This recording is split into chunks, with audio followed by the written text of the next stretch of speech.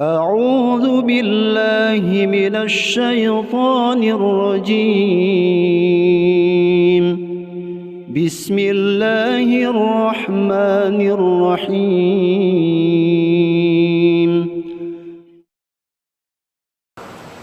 Dalam sebuah riwayat Imam Muslim meriwayatkan dari sahabat Imran bin Husain radhiyallahu taala anhu, beliau mengisahkan di Madinah ada seorang wanita yang dia telah jatuh dalam perbuatan zina. Dia merasa bersalah dan dia merasa kehidupannya kering, dan dia merasa dengan zinanya tersebut dunia ini sempit, dan dia mengaku kesalahan dia sebagai seorang pendosa. Maka dia pun datang kepada Rasulullah sallallahu alaihi wasallam dan mengatakan, "Ya Rasulullah, sucikan aku karena sesungguhnya aku telah berzina." Dalam kondisi hamil, dia datang kepada Rasulullah sallallahu alaihi wasallam dan mengatakan, "Ya Rasulullah, sucikan dan bersihkan diriku karena sesungguhnya aku telah berzina." Nabi sallallahu alaihi wasallam tidak memperdulikannya. Artinya beliau tidak begitu menanggapi permintaan dari si wanita tersebut. Karena memang seorang pemimpin ataupun pemerintah, dia tidak boleh menghukumi ataupun tidak boleh menjatuhkan had ataupun hukum kepada seseorang tanpa ada bukti yang jelas. Karena wanita ini datang hanya sendiri dan dia mengakui bahwasanya dia telah berzina.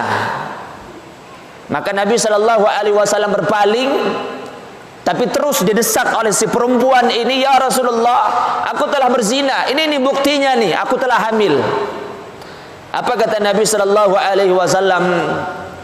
"Tunggu dulu anakmu lahir. Tunggu anakmu lahir." Maka dia pun pulang dengan harapan yang kosong. Yang awalnya dia minta kepada Nabi sallallahu alaihi wasallam ingin dirajam, ingin dibersihkan dari dosa dan maksiat yang membuat dirinya merasa sempit, maka dia pun pulang dengan tangan kosong, harapan tidak bisa dicapai. Maka dia menunggu anak ini lahir hampir 1 tahun, 9 bulan lebih dia menunggu, dan selama itu juga dia merasa sempit hidup ini. Maka begitu anak ini lahir, dibawalah kembali kepada Rasulullah sallallahu alaihi wasallam dan mengatakan, "Ya Rasulullah, ini anak saya.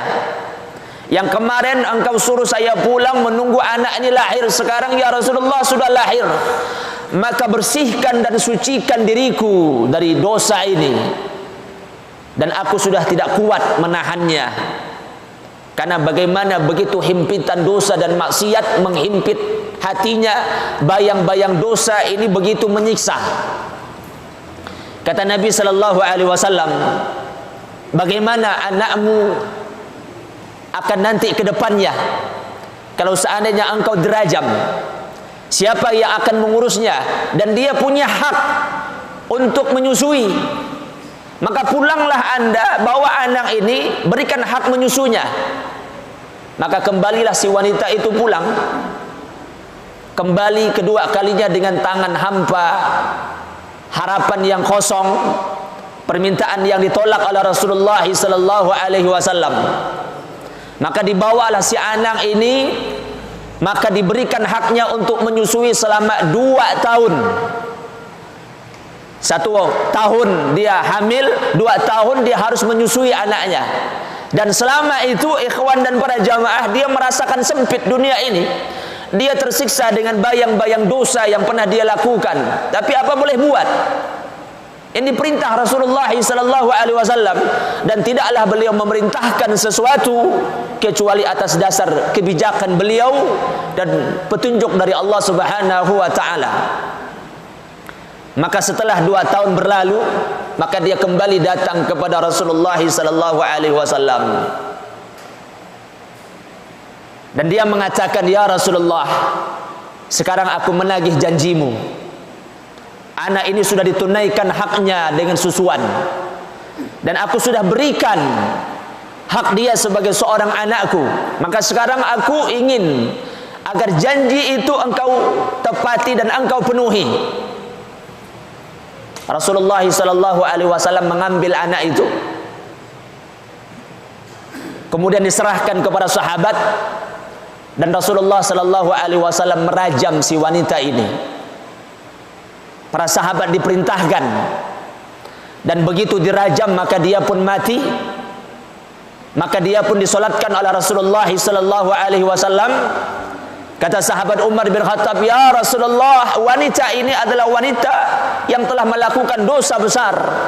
Dia telah berzina, wahai Rasulullah. Tapi kenapa engkau solatkan dia?" Apa kata Nabi sallallahu alaihi wasallam? "Ya Umar, kalau seandainya taubat si wanita ini dibagikan kepada 70 orang-orang yang bertaubat dari dosa-dosa yang ada di kota Mekah ini, maka cukuplah taubat si wanita ini mencukupi untuk mereka." Dan kata Rasulullah sallallahu alaihi wasallam, manusia seperti apakah yang paling baik kalau seandainya dia siap untuk berkorban, untuk mempersembahkan sesuatu yang berkaitan dengan nyawanya untuk Allah Subhanahu wa taala, karena dia ingin bertaubat kepada Allah Subhanahu wa taala. Maka tercatatlah para ikhwan, para jamaah, taubat terbaik di kota Mekah waktu itu adalah taubatnya si wanita ini. A'udzu billahi minasy syaithanir rajim. Bismillahirrahmanirrahim.